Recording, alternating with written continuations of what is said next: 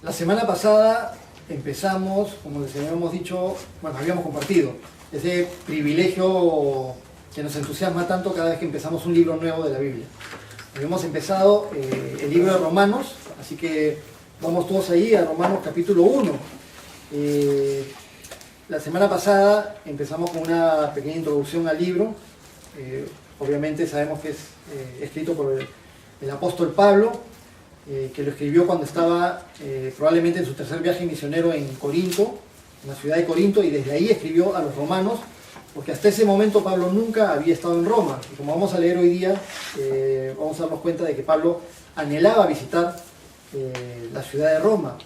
No era una iglesia que él hubiera fundado.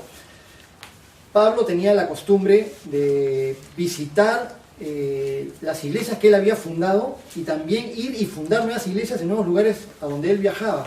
Y luego escribía epístolas o cartas con instrucciones para que los hermanos pudieran seguirse edificando y siguieran ciertas instrucciones espirituales y también ciertas instrucciones prácticas.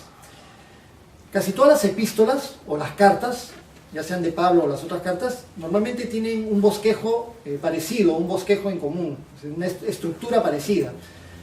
Casi siempre empiezan con un saludo donde el que escribe la epístola se identifica.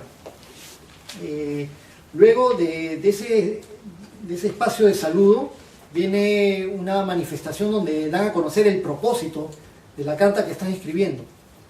Y luego viene la parte grande de la carta en sí, que es donde está todo el tema central desarrollado, todas las enseñanzas y las enseñanzas prácticas desarrolladas en la epístola, y finalmente las cartas terminan con una salutación final, una doxología o simplemente una despedida con bendiciones, ¿no?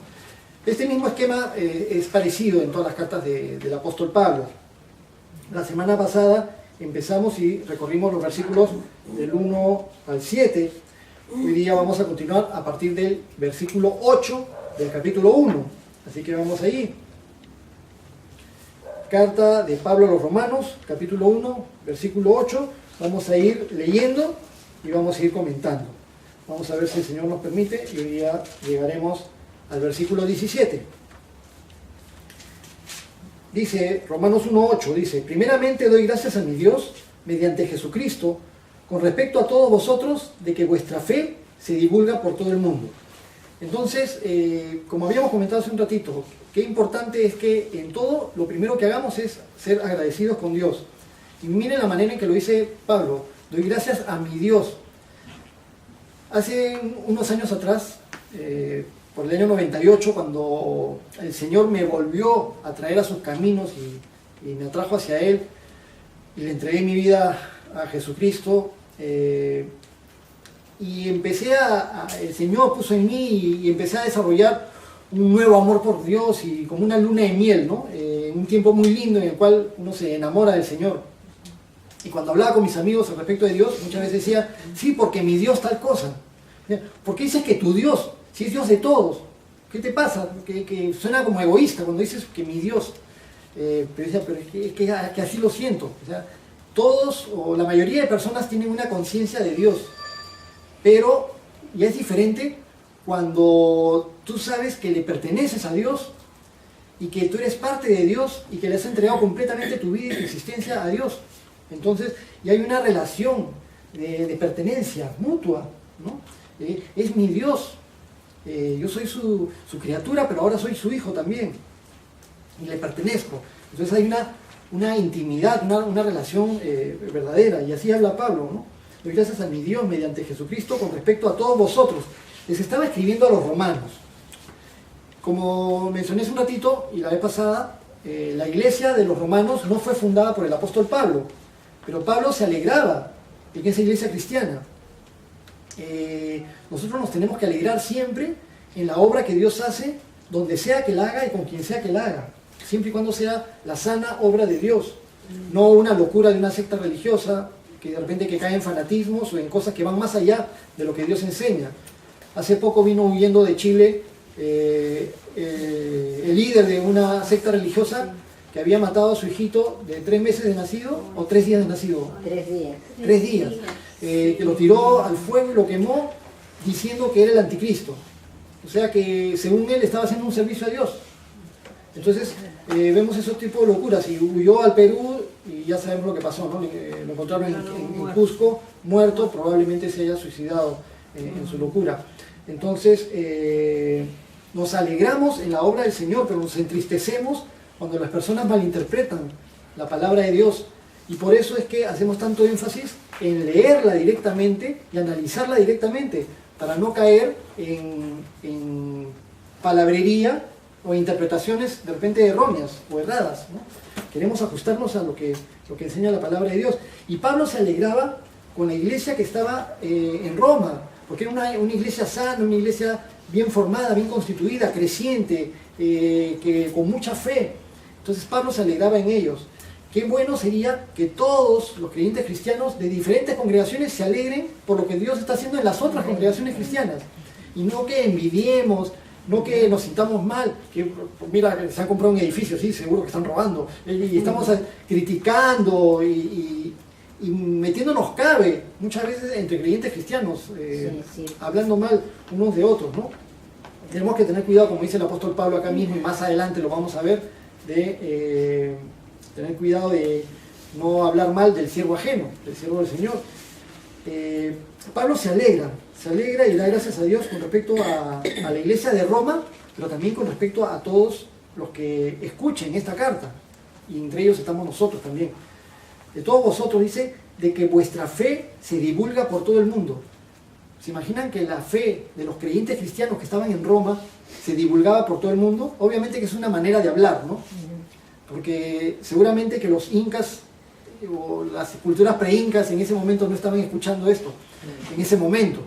Estoy exagerando la nota, pero es para entender que el apóstol Pablo hablaba y ha sido traducido con un lenguaje que usamos también en la actualidad. Sí, que todo el mundo sabe, es decir, toda la gente conocida, todo el entorno del cristianismo, todos los que se conocían, todo el público que leería esta carta, o todo el mundo conocido antiguo, ¿no? La zona de Asia, África, Europa, el mundo conocido, el viejo mundo. Pero qué importante lo que menciona aquí, dice que vuestra fe se divulga por todo el mundo. O sea que los de la iglesia de Roma tenían un tremendo testimonio, porque su fe era conocida en todas las demás iglesias cristianas y también en los grupos no cristianos, porque eran perseguidos, porque hablaban mal de ellos, porque los criticaban y los perseguían. Pero no nos gustaría que nuestra fe también fuera conocida, no para gloria nuestra, sino para la gloria de Dios, que se sepa que lo que nosotros creemos es algo buenísimo, que afecta a los demás para bien, que damos buen testimonio de que tenemos unas vidas donde irradiamos el amor de Dios y que eso dé testimonio a los demás y que dé un buen testimonio. Eso queremos, dar un buen testimonio. Así le dice el apóstol Pablo, que vuestra fe se divulga por todo el mundo. Dice el versículo 9, porque testigo me es Dios, a quien sirvo en mi espíritu, en el evangelio de su Hijo, de que sin cesar hago mención de vosotros siempre en mis oraciones. Entonces, desmenuzando el versículo 9, dice, testigo me es Dios, a quien sirvo en mi espíritu. El apóstol Pablo habría aprendido una lección. Antes de convertirse, porque si leemos la historia de Pablo en el libro de Hechos de los Apóstoles, en el capítulo 9, en el capítulo 8, en el capítulo 7 de su primera aparición, cuando era Saulo y después se convierte en el hermano Pablo, pero primero era Saulo de Tarso, el perseguidor de los cristianos, el perseguidor de la iglesia, inclemente.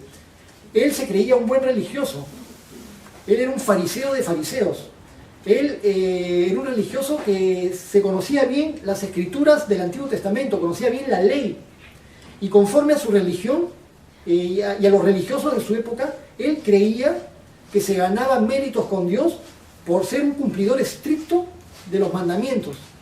Por el simple hecho de cumplir con las reglas, él creía que de esa manera se ganaba méritos delante de Dios. Creía que por su justicia propia iba a alcanzar un lugar en el reino de los cielos. Pero exageró tanto que fue más allá incluso que los demás líderes religiosos de su época. Perseguía a los creyentes cristianos creyendo que así hacía algo bueno para Dios. Y participó en la muerte de Esteban y se complació. Fue partícipe en la muerte de Esteban y consintió en la muerte de Esteban creyendo que estaba haciendo algo bueno para Dios. El apóstol Pablo más adelante dice, y Dios me perdonó porque sabe que lo hice por ignorancia. En su ignorancia él creía que estaba bien en su religión, pero obviamente no estaba bien. Cuando tuvo una confrontación personal con Jesucristo, Jesucristo le dice, Saulo, Saulo, ¿por qué me persigues? ¿Quién eres, Señor? Soy yo, Jesús, a quien tú estás persiguiendo. ¿Y cuándo estaba Saulo persiguiendo a Jesús? Saulo estaba persiguiendo a los cristianos, pero Jesús lo tomaba de manera personal. Si persigues a los cristianos, me estás persiguiendo a mí. Estás yendo contra mí mismo. Y dice, dura cosa es dar de coces o de patadas contra el aguijón. No sabes con quién te estás metiendo. Pablo cayó al piso, se quedó ciego, ayunó 3 días, no comió nada, hasta que vinieron, oraron por él, recibió la vista y se convirtió. Creyó en Jesucristo como Señor y Salvador, fue bautizado y empezó una vida nueva. Antes de convertirse, el apóstol Pablo tenía una religión en la cual andaba en su carne. Él lo dice, él mismo lo dice. ¿Cómo que en la carne si era tan religioso? Porque con sus propios esfuerzos carnales quería agradar a Dios. Y con toda su fuerza carnal, con todos sus esfuerzos humanos, se esforzaba por agradar a Dios. Pero esos esfuerzos carnales no alcanzaban la justicia de Dios. El parámetro de Dios o el estándar de Dios es tan elevado que ningún esfuerzo humano alcanza para llegar a ese estándar. Entonces, los esfuerzos humanos, los esfuerzos carnales, no solamente no son suficientes, sino que no llegan a la justicia de Dios. Tan es así que Dios dice a través del profeta Isaías, y ustedes lo conocen bien, que el profeta Isaías lo menciona, dice, todas nuestras justicias son como trapos de inmundicia. O sea, todos nuestros esfuerzos humanos por agradar a Dios son como una cochinada delante de Dios, porque Dios es demasiado santo. Entonces, ahora el apóstol Pablo ha aprendido. Dice, testigo me es Dios a quien sirvo en mi espíritu. A Dios se le tiene que servir en el espíritu, no en la carne. Con los esfuerzos carnales, si dejamos de lado la guía del Espíritu Santo de Dios y con nuestros propios esfuerzos carnales y a nuestra manera queremos desarrollar nuestra propia religión, nuestra propia fe, nuestra propia manera de ver las cosas y así queremos agradar a Dios, no lo vamos a agradar ni lo vamos a conseguir. No se puede agradar a Dios ni se puede servir a Dios, aquí dice a quien sirvo en mi espíritu, no se puede servir a Dios en la carne. No se puede servir a Dios con esfuerzos carnales ni manteniendo una vida carnal. ¿Qué entendemos por una vida carnal? Una vida en la cual más nos interesan las cosas físicas, las cosas materiales, las cosas en las cuales se interesa el ser humano común y corriente. Fama, poder, dinero, placeres, cosas que en su debido lugar no son malas, en su debido lugar, pero que cuando el hombre no tiene en cuenta a Dios, pone esas cosas como las cosas más supremas, como las cosas más importantes de su vida y se convierten en sus dioses ajenos. Fama, poder, placeres, dinero, bienes materiales y todas esas cosas en las cuales los hombres las ponen por encima de Dios. El apóstol Pablo más adelante nos va a enseñar en el mismo libro de Romanos, y cuando lleguemos ahí al capítulo 8, ahí lo vamos a profundizar más, lo vamos a explicar más, pero ahora solamente le vamos a dar una leidita a Romanos 8, del 5 al 9, un poquito más adelante. Romanos 8, del 5 al 9, y le voy a dar una leída. Dice, porque los que son de la carne piensan en las cosas de la carne, pero los que son del Espíritu, en las cosas del Espíritu. Porque el ocuparse de la carne es muerte, pero el ocuparse del Espíritu es vida y paz. Por cuanto los designios de la carne son enemistad contra Dios, porque no se sujetan a la ley de Dios, ni tampoco pueden. Y los que viven según la carne no pueden agradar a Dios. Ese versículo sí es como para que lo resaltemos, ¿no? El versículo 8. Y los que viven según la carne no pueden agradar a Dios. Mas vosotros no vivís según la carne, sino según el Espíritu, si es que el Espíritu de Dios mora en vosotros. Y si alguno no tiene el Espíritu de Cristo, no es de él. ¿Tenemos o no tenemos el Espíritu de Cristo? Amén. Todos los que hemos recibido a Jesús como Señor y Salvador, tenemos el Espíritu Santo de Dios morando en nosotros. Y tenemos que tener esa convicción y esa certeza. El Espíritu Santo está en nosotros. Aunque en algunas sectas religiosas digan que el Espíritu Santo de Dios no puede estar dentro de una persona. La Biblia así lo dice, que está morando en nosotros. Entonces, y lo menciona el apóstol Pablo al inicio de la carta a los Romanos. Dios me es testigo a quien sirvo en mi espíritu, volviendo a Romanos 1:9. En el Evangelio de su Hijo, de que sin cesar hago mención de vosotros siempre en mis oraciones. Dice sin cesar, no dice sin César. Sin cesar, ¿qué significa sin cesar? Sin parar. Hago mención de vosotros siempre en mis oraciones. Constantemente. Entonces, ¿qué nos deja ver el apóstol Pablo aquí con respecto a los romanos? Que no era una iglesia que él había fundado, que continuamente oraba por ellos, que oraba por ellos cada 5 años, oraba por ellos una vez al año, continuamente en sus oraciones. Pero hay una característica del apóstol Pablo. Cuando leemos las otras cartas, a los filipenses les dice lo mismo, y a los corintios les dice lo mismo, y a los de Efesios les dice lo mismo. ¿A qué tal raza? A todos les dice lo mismo. Lo que pasa es que el apóstol Pablo oraba por todos los creyentes cristianos de las iglesias que él había fundado y de las iglesias que no había fundado también. Y los mencionaba constantemente, dice, sin cesar hago mención de vosotros. O sea, específicamente oraba por los hermanos cristianos que estaban en Roma y también por los hermanos cristianos de Corintio y por los hermanos cristianos. Y muchas veces recordando personas, grupos humanos y nombres personales. Entonces, esto nos hace ver el tipo de vida espiritual también que tenía el apóstol Pablo. Una vida de oración. Porque alguien que está continuamente orando por tantas personas es alguien que dedica buen tiempo a la oración. Muchas veces pensamos en que no tenemos que orar. Quiero orar, pero no sé qué orar. Y tomo un tiempo para orar. Bueno, ya tengo un tiempo libre, ahora a las 9 de la noche, pero no sé qué orar. Bueno, digo 4 cosas en 5 minutos y ya me quedé sin orar. Ya, bueno, Señor, gracias y amén. Y eso es todo. Pero en realidad, si desarrollamos un corazón compasivo y de amor hacia nuestros semejantes, vamos a tener mucho por qué orar. Mucho por qué orar, porque hay muchas personas que están en el mundo aún sin conocer a Cristo, que tienen necesidad de Dios. Personas que tienen necesidades de todo tipo. Nuestros hermanos creyentes cristianos también tienen muchas necesidades, muchas razones por las cuales necesitamos orar. Y en eso es bueno que seamos autocríticos, en el sentido de preguntarnos si estamos orando por los demás, si estamos acordándonos de orar. Una vez, hace unos años atrás, me acerqué a un pastor y le pedí, pastor, por favor, quisiera que ore por tal razón. Me dijo, ven, vamos a orar. Y en ese instante se puso a orar. Me dijo, siempre oro en el instante, porque si digo sí voy a orar, después me olvido. Muchas veces nos decimos unos a otros, sí, ora por mí, y sí, voy a orar. Y lo dejamos ahí y después nos olvidamos. Oye, ¿y oraste por tal razón? Y nos quedamos ahí. Qué bueno sería que seamos metódicos. Sabemos que estamos en un mundo muy ajetreado, lleno de cosas que nos apuran, que nos ajetrean, que estamos llenos de actividades, que no paramos desde muy tempranito en la mañana hasta muy tarde en la noche, y estamos tan ocupados con tantas cosas, y el Señor quiere que sepamos que es muy importante para nosotros que aprendamos a separar tiempo para orar también. La oración es vital para la vida espiritual del ser humano. Es un tiempo de dependencia de Dios. Es un tiempo que nos ayuda justamente a aprender a ser espirituales y a ser menos carnales.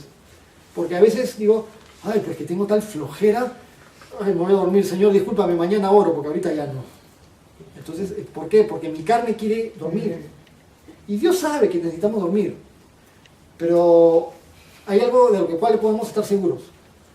Si me niego a mi carne y doy tiempo al Señor para orar, cuando duerma voy a aprovechar mejor mis horas de sueño. O sea, esas 5 horas que dormí van a ser mejor que si hubiera dormido 7 u 8 horas. Si es que le di tiempo al Señor para orar. ¿Cuánto tiempo tengo que tomar para orar? No hay una regla. En la Biblia no dice, debes orar 3 horas al día. No dice, debes orar 15 minutos o 3/4 de hora. Siempre lo mencionamos, ¿no? Lo que Dios quiere es que tengamos un tiempo con buena calidad de oración. Más que un tiempo que sea muy largo de oración, un tiempo con buena calidad, pero es bueno que intercedamos por los demás, porque eso muestra de que tenemos amor y preocupación por los demás. Si toda nuestra oración es pidiendo por nosotros mismos solitos, entonces esto muestra que hay un enfoque hacia nosotros.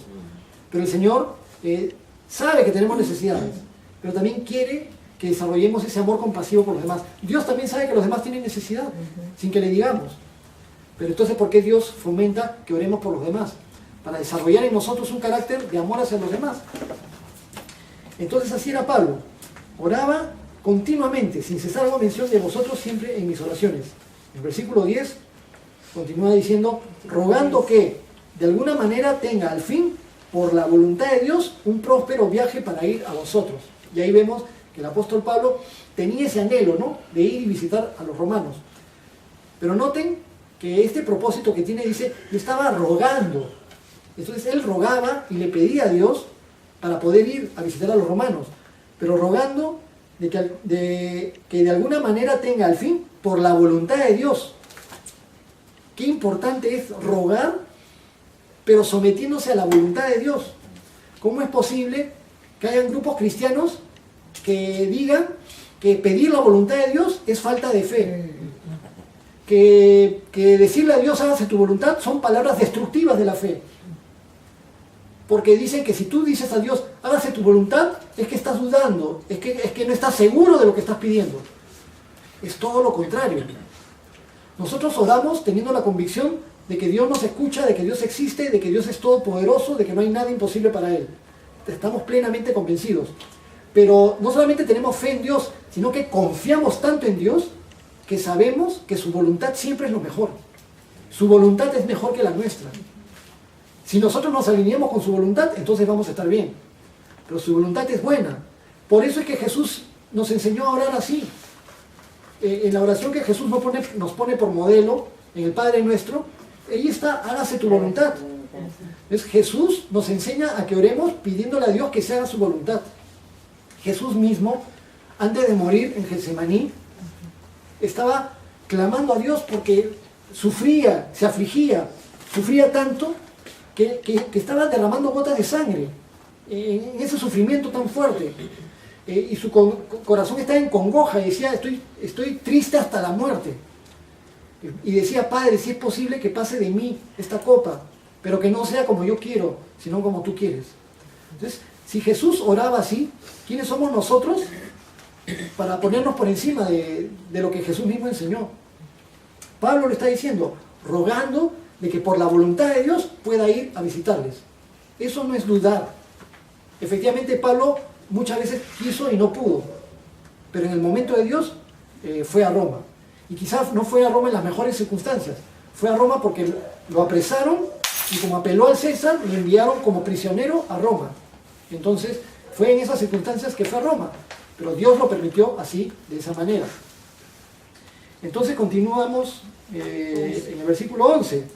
Dice el apóstol Pablo a los romanos, porque deseo veros para comunicaros algún don espiritual a fin de que seáis confirmados. Entonces, esto muestra el amor de Pablo por los romanos, ¿no? Deseo veros, a pesar de que era una iglesia que él no había fundado, pero había muchos hermanos que él conocía que estaban en esa iglesia en Roma. Quiero verlos para comunicarles algún don espiritual, es decir, para compartir con ellos algún don de parte de Dios, porque Pablo sabía que al visitarles iba a ser de edificación para ellos, y después lo menciona también que ellos iban a ser de edificación para él, y de eso se trata. Pablo dice, para comunicarles algún don espiritual. La palabra don es una palabra que viene del griego charis o charisma, de donde sale la palabra carisma, pero que significa también un regalo de gracia, un regalo gratuito. Y un don espiritual es aquello que Dios nos da en forma gratuita para nuestro bienestar. Por ejemplo, Cristo mismo es un regalo de Dios para nosotros, su vida, su amor. Pero Dios también nos da dones espirituales. Y los dones espirituales de los que habla la Biblia, de los que habla Romanos en el capítulo 12, de los que habla 1 Corintios en el capítulo 12, 13, 14, esos dones espirituales no son para que nos llenemos en la iglesia de superpoderes y nos volvamos como Chazam. Y que, digamos, hagas un milagro y se hace un milagro. Cojo, camina y camina el cojo. Los dones espirituales no son para que los creyentes cristianos se sientan, mira, qué espiritual soy yo. Yo sí tengo más dones. Yo hablo en lenguas, yo profetizo, yo hago esto, yo hago el otro. Yo sano. Hay poder en mis manos. No es para que nos inflemos y nos sintamos más que otros. Los dones espirituales son para que nos edifiquemos unos a otros en el cuerpo de Cristo. Y hay un solo don, que es el don de lenguas, que es para edificación personal. Porque oro a Dios sin saber lo que estoy diciendo y el Espíritu Santo intercede por mí, ¿no? Y me hace bien. Pero todos los dones es para que nos bendigamos y nos edifiquemos unos a otros. Entonces, es para el bienestar y para la edificación del cuerpo de Cristo, para la iglesia. Entonces, eso quería el apóstol Pablo. Quiero compartir con ustedes cosas, regalos de parte de Dios que les edifiquen, que les hagan bien. Y de paso, él sabía que él también iba a ser bendecido. Sepan, o es bueno que sepamos, que siempre que queremos bendecir, los bendecidos terminamos siendo nosotros. Siempre que queremos servir, los servidos terminamos siendo nosotros. No buscamos ser servidos, buscamos ser bendecidos, buscamos servir y bendecir. Pero tiene un efecto boomerang, un efecto espiritual, que es bueno también para nosotros. En el versículo 12, el apóstol Pablo explica, dice, esto es para ser mutuamente confortados por la fe que nos es común a vosotros y a mí. Pero no quiero, hermanos, que ignoréis que muchas veces me he propuesto ir a vosotros, pero hasta ahora he sido estorbado, para tener también entre vosotros algún fruto, como entre los demás gentiles. Pablo no había fundado la iglesia en Roma, pero sabía que visitándoles, animándoles, compartiendo con ellos algún don espiritual, compartiendo con ellos la misma palabra de Dios, sabía que eso iba a producir fruto en los romanos. Y todo fruto que se produzca siempre va a ser para la gloria de Dios. Jesús nos dijo en Juan capítulo 15 que separados de Él nada podemos hacer. Separados de Jesús la vida humana es infructífera. Y una vida infructífera no tiene sentido. Creo que todos nosotros queremos tener vidas fructíferas, ¿no es cierto? Vidas que rindan fruto, que sean fructíferas, que sean aprovechables. Y el Señor Jesús nos dice, permanezcan en mí y yo en vosotros. Si permanecéis en mí, entonces daréis mucho fruto. Y en esto es glorificado mi Padre, en que deis mucho fruto. Eso quiere Jesús, eso quiere Dios, que demos fruto, pero fruto que sea fruto espiritual, fruto que sirva para glorificar a Dios. Eso es lo que el apóstol Pablo quería de los romanos, y esa es la oración del apóstol Pablo en esos tiempos, incluso se cumple ahora para nosotros también. En eso debemos animarnos unos a otros, en que nuestras vidas sean fructíferas. Y no nos desanimemos. A veces uno dice, ay, pero yo no hago mucho por el Señor. Pero es que ponte a los pies del Señor, entrégale tu corazón, un corazón dispuesto, y Él te va a usar como Él quiera.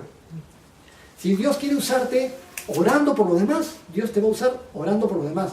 Si Dios quiere usarte siendo amoroso con los demás, te va a usar siendo amoroso con los demás. En la manera en que Dios quiere usarte, déjate usar.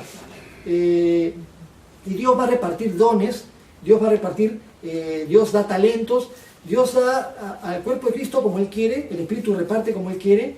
Y no tenemos que preocuparnos, lo único que tenemos que hacer es anhelar que el Señor nos use y tener un corazón dispuesto. Si tenemos un corazón dispuesto, Dios puede usar a personas como nosotros, como Pedro, como Pablo o como Moisés. Recuerden que Dios empezó a glorificarse en Moisés cuando Moisés tenía 80 años y lo usó 40 años. Pero antes no, porque antes Moisés todavía no estaba listo. A Pablo también en su momento, cuando estuvo listo, a Pedro también. A nosotros también nos usará para producir un buen fruto, para dar gloria a Dios, si tenemos corazones bien dispuestos. Amén. ¿A quién le gustaría dar mucho fruto para la gloria de Dios? Amén. Entonces, desde ya.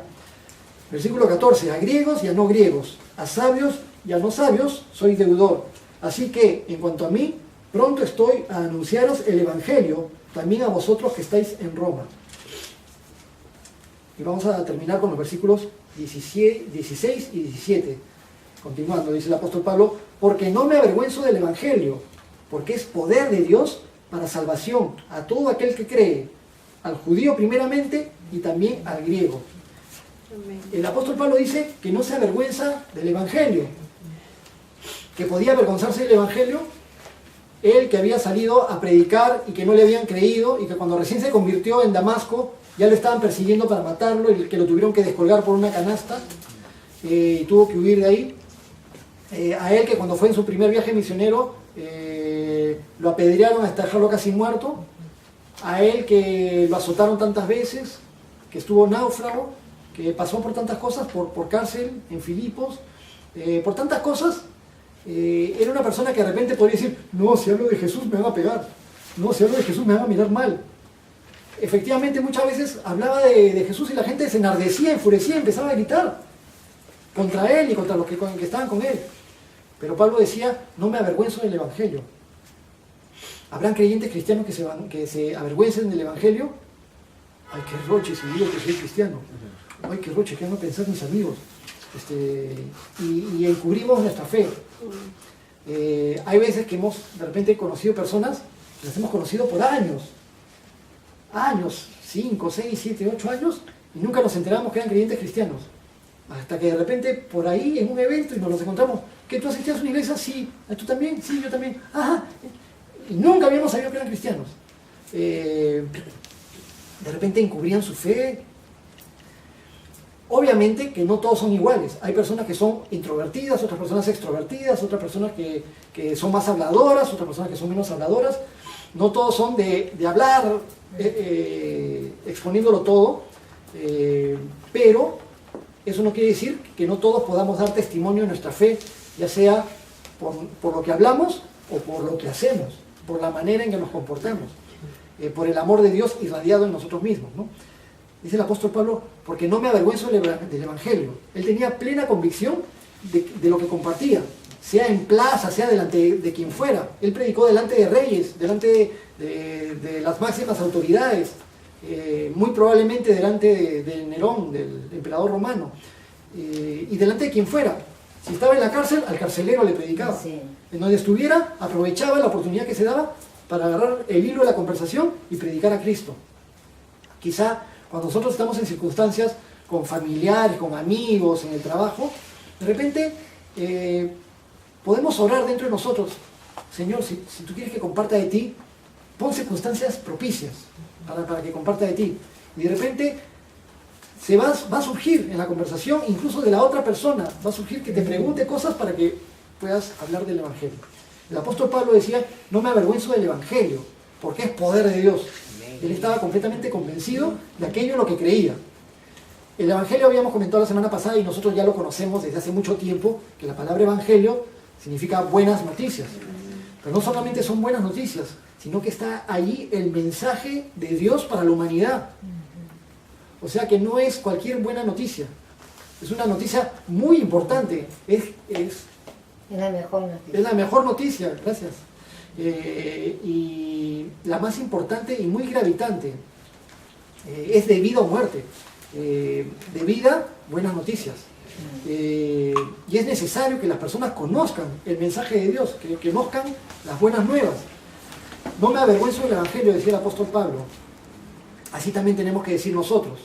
No avergonzarnos del Evangelio, no avergonzarnos de aquello que hemos creído, no avergonzarnos de dar testimonio de aquellas cosas maravillosas que Dios ha hecho en nosotros, como hemos escuchado hoy día, y le damos gloria y le damos gracias a Dios.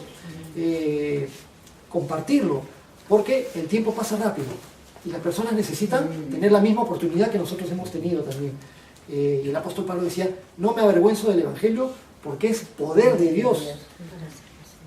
Cuando hablamos de poder de Dios, es algo que puede escapar incluso de nuestra capacidad humana de saber.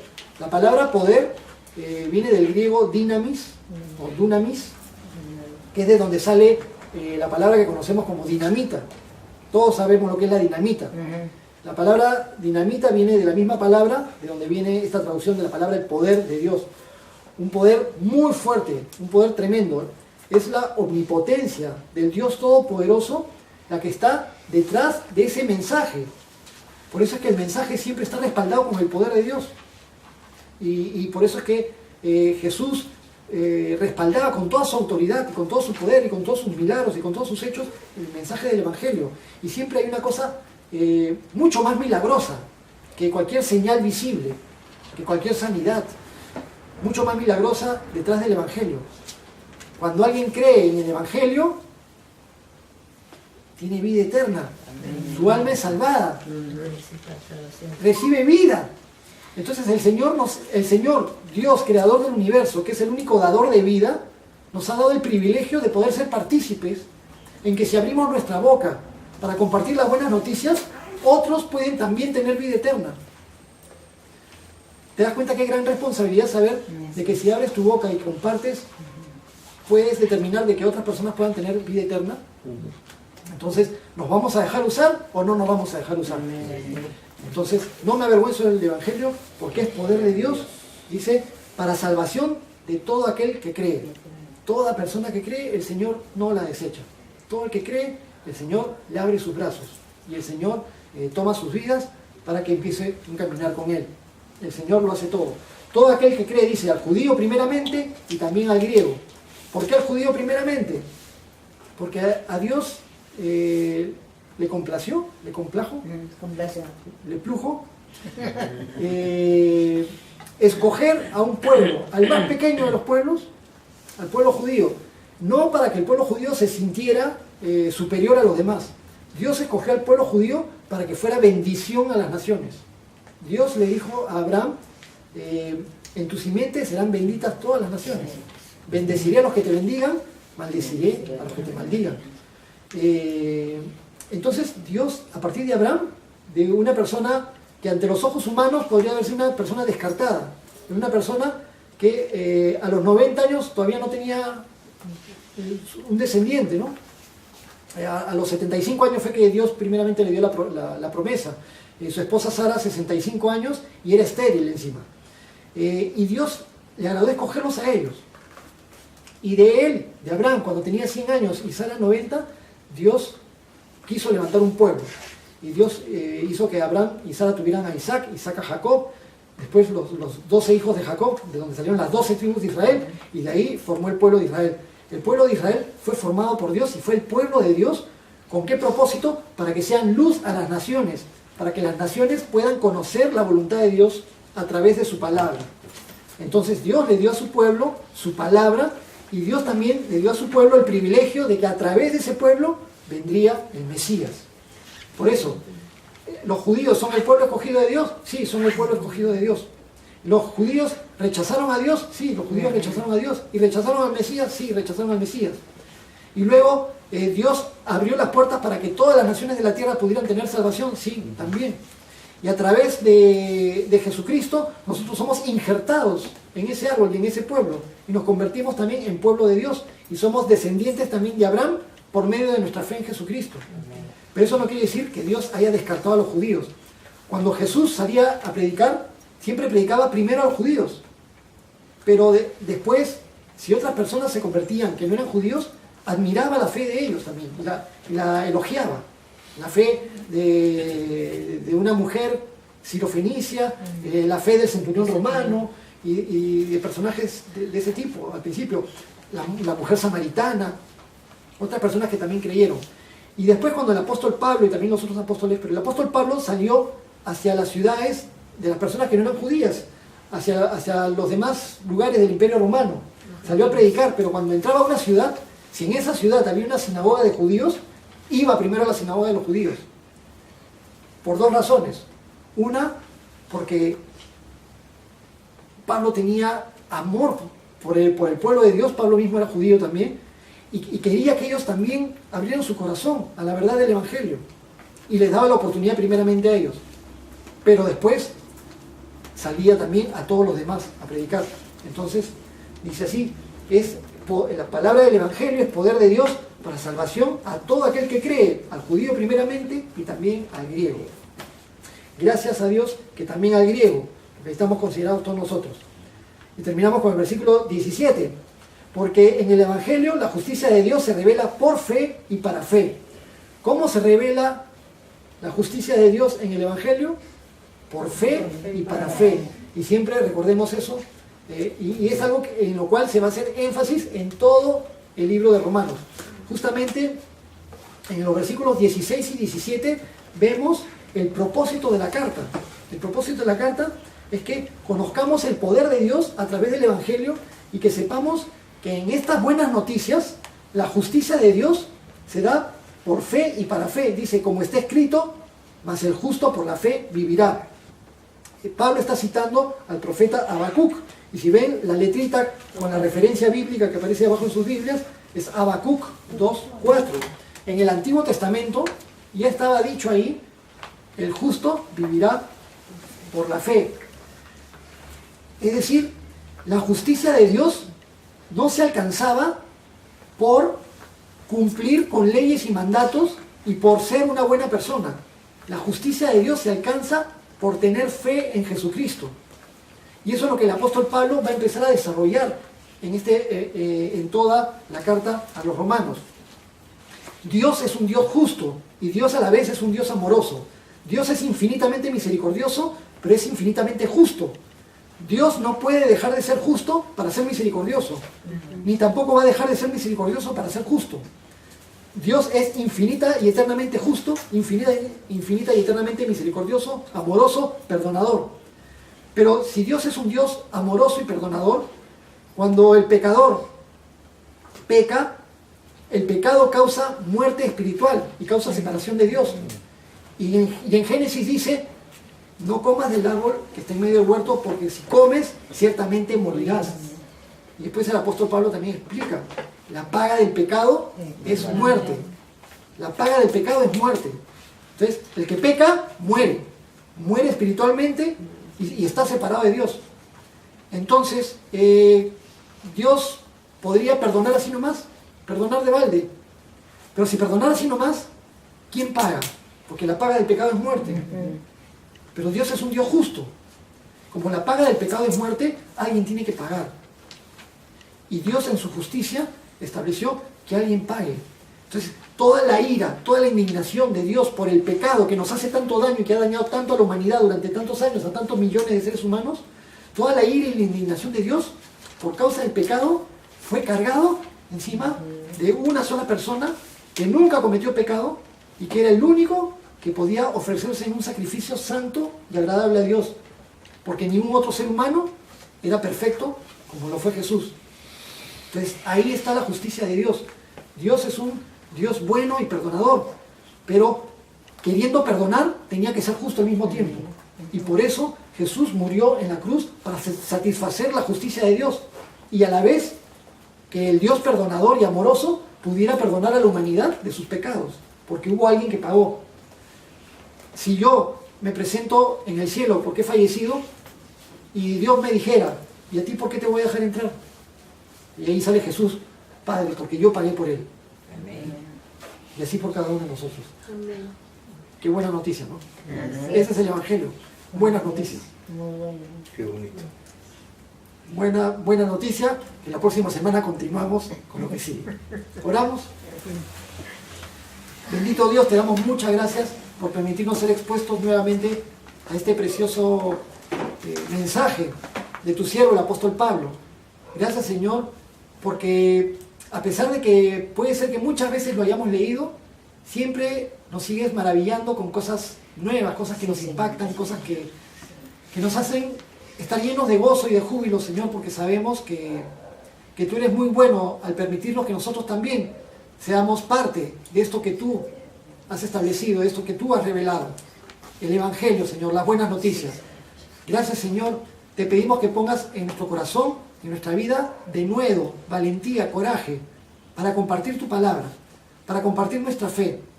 Te pedimos, Señor, que nos llenes de tu Espíritu Santo y que nos ayudes a tener corazones dispuestos para que tengamos vidas fructíferas para ti y para tu gloria. Sí, Señor. Queremos ser usados por ti, Señor, el tiempo que tú permitas que estemos aquí en la tierra. Sí, Padre. Y anhelamos el tiempo en el cual vamos a estar contigo para siempre. Y gracias, Señor, porque en las palabras del Evangelio hay poder para salvación de todo aquel que cree. Sí, sí. Bendito Señor, nos has dado una responsabilidad muy grande y un privilegio muy grande al mismo tiempo. Te pedimos, Señor, que nos ayudes a que no escondamos este tremendo don, este tremendo talento, sino que lo usemos y que lo fructifiquemos. Fructifica tu palabra, Señor, en cada uno de nosotros. Te bendecimos, llénanos de ti y ayúdanos, Señor, a que manifestemos tu amor, siendo amorosos hacia los demás, orando por los demás, intercediendo por los demás y haciendo tu voluntad. Te damos gracias, Padre, y todo esto te lo pedimos en el nombre de tu Hijo Jesús.